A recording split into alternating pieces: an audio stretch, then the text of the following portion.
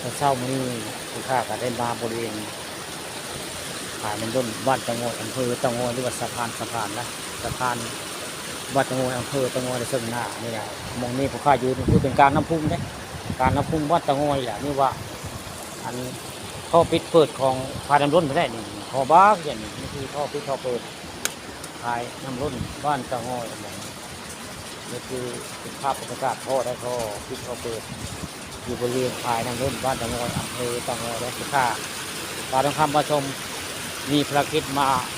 ในตะโงอยคือภาพบรรยากาศสวยงามของขายน้ำร่นมาให้เด็กมาชมได้นี่คือภาพบรรยากาศบริเวณขายน้ำร่นบ้านตะโงอยอำเภอตะโงอยแล้วนี่มาตอนเช้าได้มาดิมาตอนเช้าเอาภาพบรรยากาศตอนเช้าขายน้ำร่นมาให้เบิ่งมาชมได้นี่คือบริเวณขายน้ำร่นบ้านตะโงอยแหละแจ้งบ้านตะโงอยกับเม่นแหละนี่คือบริเวณขายน้ำร่นไปแล้วก็เอาภาพความเสียหายของแจ้งเพิ่นมาให้เบิ่งมาชมได้นี่ผู้ฟังแล้วเติบไปโน่นนี่เสียหายแล้วเติบแล้วนี่ถ้าบ่ซ่อมบ่แปลงก็คือสิเสียหายไปกว่านี้ได้ตรงแล้วนี่นี่คือภาพโดยรวมเนาะความเสียหายของแจ้งบ้านตะโงอยหรือขายน้ำร่นบ้านตะโงอยนี่กันนี่คือภาพบรรยากาศตอนเช้านะคือค่าการทำการชมภาพความเสียหายน้ำท่วมมาได้ผูกพังตะกอนมันคักกว่านี้ได้อันนี้มันผูกมันพังเนาะน้ำพัดทีอย่างนั้นมันก็เลยเป็นอันนี้แล้วผูกพังหมดเจ๊กเสียหายเจ๊กอันนี้นี่คือภาพบริเวณขายน้ำร่นบ้านตะโงอยอำเภอตะโงอยนะบรรยากาศตอนเช้าเลยลูกค้าการทำมาชมภาพความสวยงามแก่งตะโงอยมาให้เบิ่งมาให้ชมไปนี่คือเป็นภาพ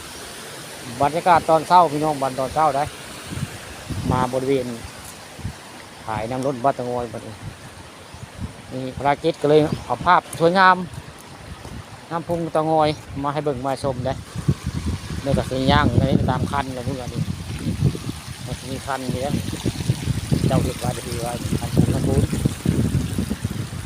น้ำไหลน้ำกับไซคักน้ำนี่คือน้ำพุงบ้านตะโงอยอำเภอตะโงอยนี่ก็มองจะปิดเปิดด้วยนี่เปิดของขายน้ำร่นไม่ได้นี่คือเป็นภาพบรรยากาศตอนเช้าอันสลามก็ยังคาจะถึงเลยสลาลอยน้ำ